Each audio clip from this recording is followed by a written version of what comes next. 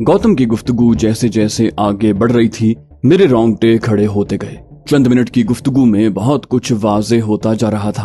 अंकित जिस दोस्त के मशवरे पर केमिकल्स की तिजारत में कूदा था वो कोई और नहीं गौतम ही है, और ये दोनों बाहर के मुल्कों से तारापुर एटमी प्लांट के लिए केमिकल्स मंगवाते हैं। अब तो मुझे इन केमिकल्स में से एक का नाम भी मालूम हो चुका है, एडोजिन 363, जो ये अमरीकी रियासत वर्जीनिया से दरामद करते हैं। खुदा जाने ये केमिकल किन किन सनती मकासद के लिए इस्तेमाल होता होगा, मगर ये यकीनी बात है कि तारापुर एटमी प्लांट में उसे यूरेनियम की सफाई या ऐसे ही और मकासद के लिए इस्तेमाल किया जाता है। खुदा जाने सनती मकासद की आड़ में कितने ताजिरों के जरिए ऐसे केमिकल्स मंगवाए जा रहे हैं। कुदरत की करम फरमाई मुझे नादानिस्ता उस अहम मकाम पर घेर लाई है। उधर गौतम राब्ता खत्म करके एक नया नंबर मिलाने में मसरूफ था। वो कुछ देर इंतजार करता रहा, फिर वो अंग्रेजी में किसी से मुखातिब हुआ। हेलो, मैं गौतम सिंघानी बात कर रहा हूँ, रतन जी से बात करवाइए। वो चंद सानियों तक दूसरी तरफ से जवाब सुनता रहा, फिर बोला, चलो ठीक है ऋषि जी, ये तुम्हारी जिम्मेदारी है। रतन जी जैसे ही मीटिंग से फारिग हों उन्हें मेरा पैगाम पहुंचा दो। मेरा उनसे जल्द अज जल्द बात करना बहुत जरूरी है। उन्हें कहना कि मैंने कंसाइनमेंट के सिलसिले में बात करनी है। मुझे पता है वो तुम्हें मेरा फोन नंबर मिलाने को कहेंगे या फिर खुद रात को कॉल कर लेंगे। ठीक है, जय श्री कृष्णा। गौतम वापस पलटा तो मैंने यूं जाहिर किया जैसे मुझे फोन पर उसकी गुफ्तगू से कोई दिलचस्पी नहीं है। उसने टेलीफोन पर इतना वक्त लगाने पर माजरत की। बोला, क्या करें राहुल जी, हम तो धंधे के गुलाम हैं, और जब से इंडिया में टेलीफोन आम हुआ है और डायरेक्ट डायलिंग खुली है, आधा व्यापार तो इस पर ही होने लगा है। मैंने जानबूझकर मौजू बदलते हुए कहा, भैया तुम्हें धंधा करने से किसने मना किया है, मगर ये तो बताओ कि मेरे लिए आज रात का क्या प्रोग्राम बनाया है। वो सारी मौज मस्ती की बातें सिर्फ कहानियां हैं क्या? यूं लग रहा है जैसे मैं पूजा के लिए काशी की यात्रा पर आया हुआ हूँ। मेरा तंज सुनकर गौतम ने कह लगाया और कदरे शर्मसार सा होकर बोला, माफी चाहता हूँ राहुल भैया, इस छोटे से मसले ने परेशान कर रखा है, मगर फिक्र न करो, मैं तुम्हारे दिल की सारी हसरतें निकाल दूंगा। मैंने उसे तफसील बताने के लिए उकसाने की कोशिश न की, मगर उसे लगा होगा कि मेरी मौजूदगी में उसने फोन पर जो गुफ्तगू की है उसकी थोड़ी बहुत वजाहत मुनासिब होगी। लिहाजा उसने उस केमिकल की इम्पोर्टेड खेप के बारे में बताया जो बॉम्बे की बंदरगाह पर कस्टम डिपार्टमेंट की यार्ड में पहुंच चुकी है, मगर बदउनवान कस्टम अफसरान तमाम दस्तावेजात पूरी होने के बावजूद रिश्वत के लालच में उसे क्लियर करने में ताखीर कर रहे हैं। वो इंडिया की बदउनवान ब्यूरोक्रेसी को कोसते हुए उसे मुल्क की तरक्की की राह में रुकावट करार दे रहा था। अब उसने खुद ही मुझे मामला कुरेदने की दावत दे दी थी तो मैं क्यों चूकता। मैंने बेनियाज से लहजे में कहा, मगर यार तुमने तो बताया है कि ये केमिकल तारापुर प्लांट में इस्तेमाल होता है। सिर्फ रिश्वत की खातिर इंडिया की सिक्योरिटी के लिए जरूरी चीज को रोकना तो मुल्क से गद्दारी है, इनसे कोई पूछगिछ करने वाला नहीं है। गौतम ने कहा, दरअसल इन बदमाशों के इल्म में नहीं है कि ये केमिकल किस मकसद के लिए इस्तेमाल हो रहा है। वो तो यही समझ रहे हैं कि ये चंद व्यापारी लंबा माल कमाने के लिए जर्मनी, फ्रांस और अमेरिका से छोटी छोटी खेपें मंगवा रहे हैं। इन्हें मजबूर करके अपना हिस्सा वसूल कर लिया जाए। इन्हें ये नहीं पता कि इस केमिकल की मुसलसल सप्लाई कितनी जरूरी है। खेप वक्त पर प्लांट पर न पहुंची तो काम रुक सकता है, जिससे प्लांट की पैदावार को भारी नुकसान पहुंच सकता है। मैंने यूं जाहिर किया जैसे अब मुझे इस मामले में कुछ दिलचस्पी महसूस हो रही है। मैंने कहा, सप्लाई में तातुल का मामला जब इतना नाजुक है तो इतनी छोटी छोटी खेपें मंगवाने की जरूरत क्या है गौतम भाई? महीने 2 महीने में एक ही बार बड़ी खेप मंगवा लिया करो। मेरी बात सुनकर गौतम ने नफी में सर हिलाया। बोला, ऐसे केमिकल्स आम सनतों में बहुत कम मिकदार में इस्तेमाल होते हैं और पूरे मुल्क में ऐसी कोई बड़ी फैक्ट्री नहीं है जिसे एक साथ बड़ी खेप दरकार हो। अगर हमने बड़ा ऑर्डर दिया तो शक पैदा हो सकता है कि इसे एटमी प्लांट जैसे किसी बड़े मकसद के लिए इस्तेमाल किया जा सकता है, और हमारी सरकार फिलहाल ये राज हर कीमत पर पोशीदा रखना चाहती है। तारापुर एटमी प्लांट को दुनिया के सामने बिजली की पैदावार जैसे पुरअमन मकसद के लिए तरक्याती मंसूबे के तौर पर पेश किया जा रहा है, मगर बिजली घर के लिए ऐसे केमिकल्स की कोई जरूरत नहीं होती। तुम मेरा मतलब समझ रहे हो ना राहुल भैया? मुझे सब समझ में आ चुका था, मगर मैंने कदरे बेजारी से कहा, तुम्हारे धंधे की बातें तुम ही समझ सकते हो यार। मुझे तो सिर्फ इतना पता है कि तुम इंडिया को एटमी ताकत बनाने के लिए जरूरी ये खास केमिकल मंगवा कर देश की खिदमत कर रहे हो, और कुछ सरकारी अफसर रिश्वत वसूल करने के लालच में रुकावट बन रहे हैं। गौतम ने कहा, हाँ, मगर आज मैं रतन पटनी जी को साफ साफ बता दूंगा कि इन रिश्वतखोर अफसरों को लगाम न दी तो उनके लालच की वजह से हमारे एटमी प्रोग्राम को शदीद नुकसान पहुंच सकता है। सफाई करने वाला प्लांट एक बार बंद हो जाए तो उसे दोबारा पूरी रफ्तार से पैदावार शुरू करने में काफी वक्त लगता है और सप्लाई रुकने से पूरा प्लांट रुक जाता है। मुझे यकीन है कि जितने भी रिश्वतखोर कस्टम अफसर हैं उनकी जल्द ही न सिर्फ छुट्टी हो जाएगी बल्कि वो जेल में बंद मिलेंगे। मैं चाहता था कि वो इस मौजू पर मेरी मालूमात में इजाफा करता रहे, मगर दूसरी तरफ मैं इस मामले में अपनी गैर मामूली दिलचस्पी का खुलकर इजहार भी नहीं करना चाहता था। लिहाजा मैंने सिर्फ इतना कहने पर इक्तिफा किया, जेल नहीं यार, ऐसे गद्दारों को तो गोली मारनी चाहिए। मगर फिर मेरे मुंह से लगभग बेसाख्ता निकल गया, वैसे ये रतन पटनी जी क्या बहुत बड़े अफसर हैं? उसने जोर जोर से गर्दन हिलाकर तस्दीक की, बोला उसे दिल्ली सरकार की तरफ से पूरे तारापुर प्रोजेक्ट का निगरान समझो। प्लांट के लिए सारे आलात, मटेरियल, केमिकल्स, सिविलियन अफरादी कुव्वत का बंदोबस्त उसी की निगरानी में होता है। सारा तकनीकी और इंतजामी अमला प्लांट के सारे ऑपरेशंस के लिए उसी को जवाबदेह है और सारी शिकायत और तकाजे भी उसी के जरिए दिल्ली सरकार तक पहुंचते हैं। यूं समझो कि पूरे तारापुर प्लांट और तारापुर कॉलोनी का वही करता धरता है। मगर इतनी ऊंची चीज होने के बावजूद मेरे ही आबाई गांव से ताल्लुक होने की वजह से मुझसे काफी बेतकल्लुफी और दोस्ताना है। उसे जब भी फुर्सत मिले तो हम यहाँ महफिल जमाते हैं। वो तरह तरह की शराबों का शौकीन है और शराब की मुझसे ज्यादा वैरायटी सूरत तो क्या पूरी गुजरात रियासत में किसी के पास नहीं। ये सुनकर मेरा दिल तेजी से धड़का।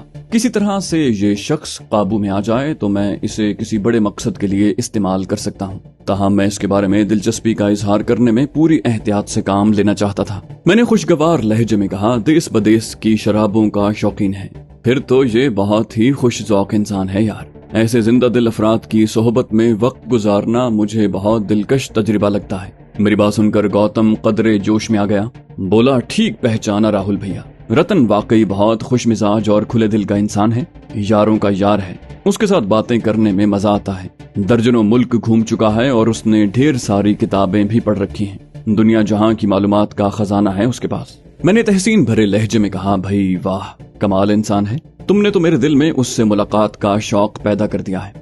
गौतम ने जोशीले लहजे में कहा, हाँ, वो बहुत ज्यादा मसरूफ रहता है, मगर तुम्हें जल्द से जल्द उससे मिलवाने की कोशिश करूंगा, बल्कि हो सका तो उसे आज रात ही बुलवा लूंगा। कई हफ्ते गुजर गए हैं, वो बढ़िया विलायती शराब पीने के लिए तरस रहा होगा। वो मेरी सुझाई हुई राह पर आंखें बंद करके आगे बढ़ रहा था, मगर मुझे तवक्को नहीं थी कि इतनी जल्दी काम बन जाने का रास्ता हमवार हो जाएगा। उधर गौतम अपनी धुन में बोले जा रहा था। बोला, अगर मेरे पैगाम के मुताबिक अभी कुछ देर में जवाबी फोन कर लेता है तो मैं उसे आज रात ही ब्लू डायमंड में महफिल जमाने की दावत देता हूँ। अगर शदीद मसरूफियात की वजह से अभी उसका फोन ना आया तो वो रात को लाजिमन अपने सरकारी बंगले से मुझे कॉल करेगा। मुझे पता है आज अगर उसे फुर्सत ना हुई तो भी कल परसों तक जरूर वक्त निकाल लेगा। मैंने कहा, चलो ये भी ठीक रहेगा। अगर वो कल या परसों रात आने का प्रोग्राम बना ले तो हम दिन में नींद पूरी कर लेंगे ताकि पूरी रात उसके साथ पीने पिलाने और गपशप लगाने की महफिल जमा सकें। उसने मेरी पुरजोर तायद की और फिर टेलीफोन पर मुकुंद से पूछा कि चाय और लवाजिम कब तक पहुंचेंगे। उसने चंद मिनट की मोहलत तलब की। गौतम मेरी कोशिश के बगैर ही दोबारा रतन के मौजू पर आ गया। वो एक साथ गुजारे बचपन के दिलचस्प किस्से सुनाता रहा। उसने बताया, मेरा ताल्लुक तो काफी दौलतमंद जमींदार घराने से है, जबकि रतन एक गरीब घराने से ताल्लुक रखता था। मुझे पढ़ने लिखने का ज्यादा शौक नहीं था, मगर रतन पढ़ाई में बहुत तेज था। हर इम्तिहान में अव्वल आता था। नतीजा ये निकला कि मैं तो 12वीं में फेल हो गया और रतन इतने अच्छे नंबरों से पास हुआ कि स्कॉलरशिप पर लंदन पढ़ने चला गया। उसके 20 साल बाद हमारी एक सरकारी तकरीब में मुलाकात हुई। वो बहुत बड़ा आदमी बन गया है, मगर मेरे से दोस्ती वैसे ही बरकरार है। मैंने फलसफियाना लहजे में कहा, अच्छा दोस्त किस्मत वालों को मिलता है यार, और इतने आला ओहदे पर पहुंचकर भी दिमाग पर गुरूर सवार न होना उसके बड़ेपन की निशानी है। उसने सरशार लहजे में तायद की, बोला, तुम ठीक कह रहे हो यार, मुझसे बहुत करीब है वो, तुमसे क्या पर्दा। मुझे केमिकल्स की फील्ड में आने का मशवरा उसी ने दिया था। मुझे तफसील से बताया कि तारापुर एटमी प्लांट को सिविलियन कॉन्ट्रैक्टर से कौन कौन से केमिकल्स दरकार हैं। फिर ये भी रहनुमाई की कि वो केमिकल्स कहां कहां से बाआसानी सस्ते और बिला रोको टोक इम्पोर्ट किए जा सकते हैं। मैंने बाद में अंकित को भी इस धंधे में बुलवा लिया। तभी पूरी बात मेरी समझ में आ गई। इनका बाहमी मामला बचपन की पुरखुलूस दोस्ती तक महदूद नहीं है।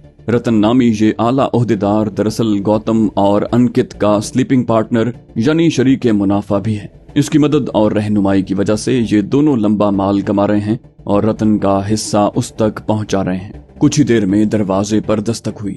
मुकुंद एक बैरे के साथ अंदर दाखिल हुआ। बैरा पहियों वाली एक कश्ती धकेल कर लाया था, जिस पर एक तबाक में चाय और दूसरे में शीशे की 4 ढकी हुई रकाबियां दिखाई दे रही थी। साथ पानी का ज़र्फ भी था। मुकुंद ने ताखीर के लिए माजरत की और साथ वजह भी बयान की। उसके मुताबिक वो दोनों सौगातें बिल्कुल ताज़ा थीं और बमुश्किल चंद मिनट में तोआमगाह से यहाँ तक पहुंची थीं। साथ ही दावा किया गया कि खाकर देखें, मजा आ जाएगा। गौतम ने इस बात में सर हिलाने पर इक्तिफा किया और अपने कारिंदों को रुखसत होने की इजाजत दे दी। फिर उसने खाने की मेज पर आने की दावत दी और चारों रकाबियों पर से ढक्कन हटाते हुए कहा, अब ये बताओ कि पहले क्या खाना पसंद करोगे। मैंने दोनों तरह की नेमतों का जायजा लिया। उनमें से एक मुझे बर्फी से मुशाबे मिठाई दिखाई दे रही थी, जबकि दूसरी कदरे अजनबी थी। जर्द सेवियों की तगारी के वस्त में हल्के भूरे रंग का चटनी नुमा कोई स्याल भरा हुआ था। सेवियों को हरी प्याज और टमाटर से सजाया गया था। मुझे उसकी तरफ मुतवज्जे पाकर गौतम ने कहा, इसे हम रस वाला खुम्मन ढोकला कहते हैं राहुल भैया। मेरी पसंदीदा सौगात है, खा के देखो, मैं जानता हूँ आपको मजा आएगा। मैंने चमचा उठाते हुए कहा, यार तुम इतनी तारीफ कर रहे हो तो मजेदार चीज ही होगी। मुझे मानना पड़ा कि गौतम ने गलत नहीं कहा था। खट्टा मीठा और हल्का सा तीखापन लिए वो रस किरकिरी सेवियों के साथ बहुत मजेदार जायके का हामिल था। प्याज और टमाटर ने उसकी लज्जत मजीद बढ़ा दी थी। मैंने यक के बाद दीगरे 3 चमचे खाकर तारीफ की तो गौतम खुशी से निहाल हो गया। प्लेट खत्म होने से पहले ही उसने मुझे दूसरी सौगात की तरफ मुतवज्जे किया। ये सूरत की मशहूर जमाना सौगात घारी है राहुल भैया। मैं दावा करता हूँ कि एक बार खाने के बाद हमारे शहर की घारी हमेशा के लिए दिल में बस जाएगी। गौतम ने बादाम गिरी की ढेरों किरचियों से सजी सफेद गोल टिक्कियां मुझे थमा दी। मैंने पहला लुकमा लिया तो लगा मुंह में जायके का तूफान आ गया है। लतीफ किरकिरे खोल के अंदर हल्के सब्ज रंग का इलायची की खुशबू से महकता भुना हुआ खोया भरा हुआ था। खोए की ये सब्ज रंगत दरअसल पिस्ते और बादाम के रेजों की फरावानी का नतीजा थी। इंतहाई मुतवाजन मिठास ने शीरीनी को जबान पर भारी होने से भी बचा लिया था। पहली घारी के बाद दूसरी की बारी आने में भी ज्यादा देर न लगी। घारी से मीठे मुंह का जायका मामूल पर लाने के लिए बचा कुचा ढोकला काम में आया। ऐसी नफीस ग़िज़ा के बाद चाय ने भी अपना जायका मनवाया। सबसे काबिल जिक्र बात यह थी कि वो सब खाने के बाद भी मेदे में कोई भारीपन महसूस न हुआ। ये अलग बात है कि मैं इस दौरान में अपने यहाँ आने के असल मकसद से भी गाफिल नहीं रहा था। मैंने कुछ ही देर में ताड़ लिया था कि मेज पर रखे टेलीफोन के पास ही चंद कुंजियों का एक गुच्छा मौजूद है। गुस्ल खाने का चक्कर लगाने के बहाने मैंने करीब से जायजा लेकर तस्दीक कर ली थी कि इस गुच्छे में गौतम की क़यामगाह के मरकजी दरवाजे की कुंजी भी मौजूद है। अब मैं अपना काम दिखाने के लिए मौके का मुंतजिर था। बिलाखिर गौतम को भी गुस्ल खाने की हाजत महसूस हुई। मैं दरवाजा बंद होने की आवाज सुनते ही हरकत में आया। टेलीफोन वाली मेज के पास पहुंचकर मैंने होटल ही की तरफ से फराहम करदा साबुन के गत्ते की डिबिया जेब से निकाली और बाएं हथेली में खुशबूदार टिक्किया अच्छी तरह जमा कर थाम ली। उसके बाद कुंजियों का गुच्छा उठाकर मतलूबा कुंजी का दंदानेदार हिस्सा साबुन की टिक्किया पर रखा और धीरे धीरे जोर डालकर दबाने लगा। धाती कुंजी का सिरा आसानी साबुन की नर्म सतह में धंस गया। मैंने कुंजी वापस खींची तो साबुन की टिक्किया पर खासा नफीस और साफ दंदानेदार सांचा बन चुका था। मैंने एहतियातन साबुन के दूसरी तरफ भी कुंजी का नक्श उतार लिया। साबुन को दोबारा गत्ते की डिबिया में डालकर जेब में रखने के बाद मैंने कुंजी को अच्छी तरह साफ किया और गुच्छा पहले वाली जगह पर रख दिया। तभी मेरी नजर मेज के साथ ताकचे में सलीके से सजी किताबों पर पड़ी। लम्हे भर में मेरे जहन में एक ख्याल आया और मैं कुर्सी खींचकर मेज के पास बैठ गया और पहली किताब निकाल ली। वो जेम्स मकैब नामी किसी गोरे की गुजरात की तारीख पर तसनीफ थी। मैंने उसके सफ़े पलटते हुए गुस्ल खाने के दरवाजे पर नजर डाली और गौतम की जल्द वापसी के कोई आसार न पाकर जल्दी से टेलीफोन के पहलू में रखी सुर्ख चर्मी जिल्द वाली डायरी उठा ली। मुझे अंदाजा नहीं था कि मेरे पास कितनी मोहलत है, लिहाजा मैं जल्दी जल्दी सफ़हात उलटता चला गया। इब्तिदाई चंद सफ़हात पर बहुत से लोगों के नाम व टेलीफोन नंबर मौजूद थे, जबकि उसके बाद बहुत सा हिसाब किताब और याददाश्तें दर्ज थीं। डायरी में गुजराती और अंग्रेजी दोनों ही में इंदराजात थे। मुझे अंदाजा लगाने में मुश्किल न हुई कि मेरे कयास के ऐन मुताबिक ये मेरे काम की चीज है, मगर उसका तफसीली जायजा लेने के लिए काफी वक्त दरकार था। लिहाजा मैंने उसे वापस साबिका जगह रख दिया और फिर उठकर सोफे पर जा बैठा। कुछ ही देर में गौतम भी बाहर आ गया। उसने आते ही पूछा, मेरे लिए कोई फोन कॉल तो नहीं आई राहुल जी? दिल में चोर होने की वजह से मैंने चौंक कर गौतम की तरफ देखा। क्या उसने मुझे टेलीफोन वाली मेज पर डायरी पढ़ते देख लिया है? मगर उसके अगले जुमले ने मेरे अंदेशे रफा कर दिए। बोला, मैं रतन पटनी की फोन कॉल का इंतजार कर रहा हूँ, मगर मेरा ख्याल है उसे दफ्तरी मसरूफियात में फुर्सत नहीं मिलेगी, रात तक इंतजार करना पड़ेगा। मैंने फौरन बात बनाई, कहा, इसका मतलब है हम आज रात मौज मस्ती करने के लिए बाहर नहीं जा सकेंगे। मेरी बात सुनकर वो मुस्कुराया और कदरे शर्मिंदगी के साथ जवाब दिया, जी हाँ राहुल भैया, मेरा रतन से बात करना बहुत जरूरी है, मुझे आज रात यहीं ठहर कर उसकी फोन कॉल का इंतजार करना पड़ेगा। मैंने उसकी दिलजुई करते हुए कहा, शर्मिंदगी की कोई बात नहीं है गौतम भैया, धंधा रोजगार तो हम सबकी पहली तरजीह है। हो सके तो अंकित पटेल को बुला लें, वरना हम दोनों मिलकर रात को पीने पिलाने की महफिल सजाएंगे, खूब गपशप और मौज मेला करेंगे। कल तुम अपनी इश्किया वारदातों के जो रंगीन किस्से सुना रहे थे, वो बाबू भाई की 12 हांडी का मजा लेने के चक्कर में अधूरे रह गए थे। आज की रात हम आपकी कुर्बत में वक्त गुजारने वाली हसीनाओं के नाम करेंगे। मेरी बात सुनकर गौतम खुश हो गया, बोला, ये ठीक है, मैं अंकित से बात करता हूँ, आज रात हम खाने से पहले भी पियेंगे, बाद में भी पियेंगे और मदहोश होने तक पियेंगे। मैंने कहा, बिल्कुल ठीक, मगर रात के खाने के लिए मेरी फरमाइश नोट कर लो, तुम्हें कभी रेस्टोरेंट से कबाब मंगवाने हैं। गौतम ने हंसते हुए कहा, वो जो रेलवे स्टेशन के करीब वाक़े हैं, तुमने रास्ते में देखा होगा, वहाँ का रशीद कबाबी सीख कबाब और टंगड़ी कबाब का माहिर है, मुगलई टिक्का भी अच्छा बनाता है। चलो, तुम्हारी मेहरबानी से बहुत दिनों के बाद वहाँ के खानों का मजा लेने का मौका भी मिल जाएगा।